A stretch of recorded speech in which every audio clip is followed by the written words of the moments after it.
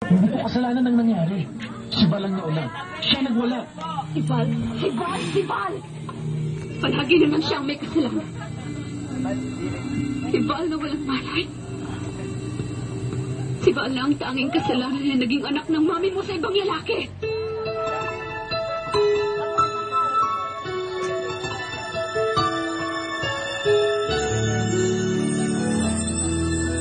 Alam mo bang paglaloko ko sa sugal hanggang paglaki mo manloloko ka na dyan? Hanggang magkaasawa ka na, magkaanak ka na. Mapababayaan mo yung buhay mo. Manloloko yung buhay mo. Kasi ka ano? Hindi ko kinakusap ko. Ikaw din naman na ginagawa mo ang gusto mo. Ibang kami hindi pwede. Wala akong ginagawa masama. Ang kaya ko sa wala. Kasi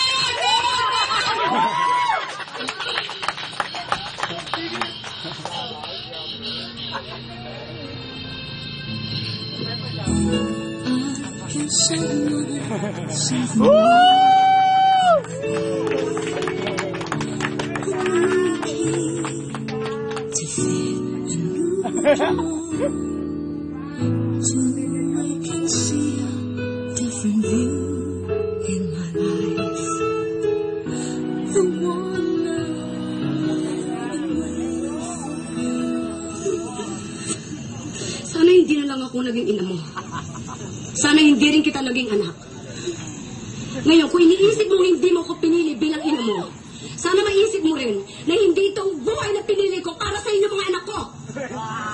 Kung iniisip mo na sana binalik kita sa tiyan ko, sana maisip mo rin na ilang beses kong ginusto na hindi na kayo pinanganak. Para hindi nyo maranasan ang hirap dito sa mundo.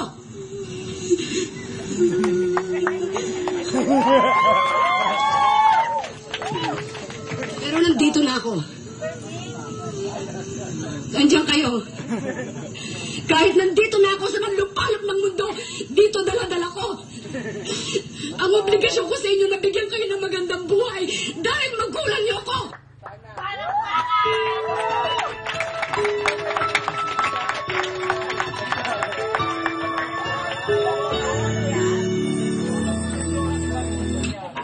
Sige, ikaw lang ang tama sa lahat.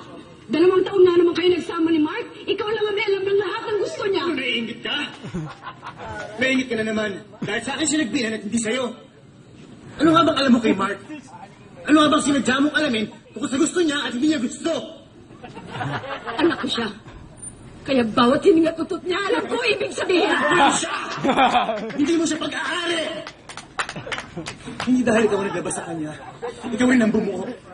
Kung ano man ang naging siya, dahil yun sa kanya at sa ibang tao naging parte ng buhay niya. At isa ka lang doon, tita! Isa ka lang doon! Kaya hindi lang ikaw ang may karapatang magmahal sa kanya. Hindi lang sa'yo umiikot ang mundo, tita. At tinitigil ko kahit na wala ka pa. Huwag ka magmagaling! Dahil wala kang alam! Eh, ikaw! Anong alam mo? Alam mo bang muntik na magpakamatay si Mark ng unang taon niya rito sa Amerika? Di ba hindi? Hindi mo alam yun! At si Cherry, alam ba nag-asawa siya ng maaga para makaalis ka agad sa poder mo? Hindi totoo yan! Ate Dang! Hindi totoo yan! O bakit niyo ayaw mong aminin?